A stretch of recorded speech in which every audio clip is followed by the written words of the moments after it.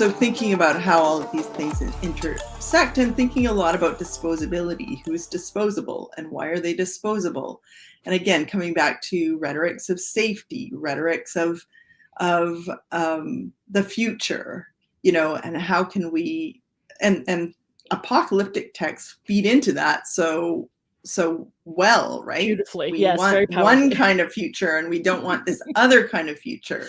And so if you just demonize a bunch of people, then you can also incarcerate them.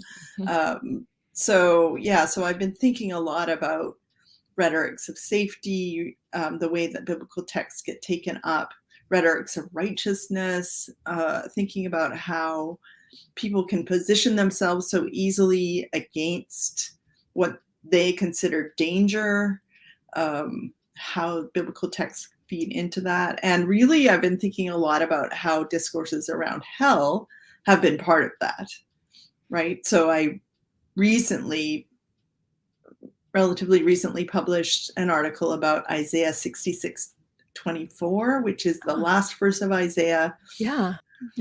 All right.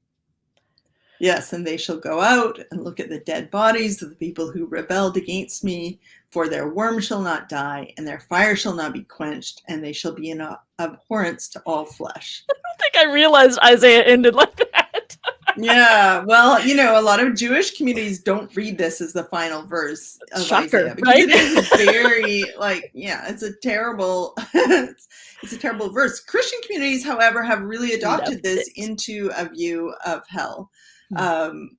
Even though, as we know in the Hebrew Bible, even though many translations will translate with the word hell, there was not a developed idea of hell yet. Yeah. At the time that the texts were being written.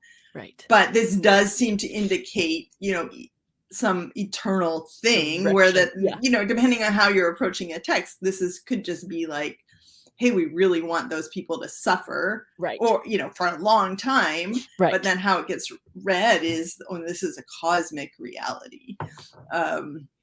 And so I started to think about this text and the way that it has grounded so much thinking about hell, and the way that those ideas about hell and about punishment have come to naturalize the painful punishment that happens in prisons. We're talking about, fire that won't end. Well, right now in prisons in California, where I am, the folks are dying of heat exhaustion because there's no cooling. They're not being given ice or electrolytes or cycled into cooler spaces. And so, we have a literal burning of people in prisons, and people are just like, yeah, because they deserve it. Right. This verse, it sets the groundwork for that. Right. It's stunning.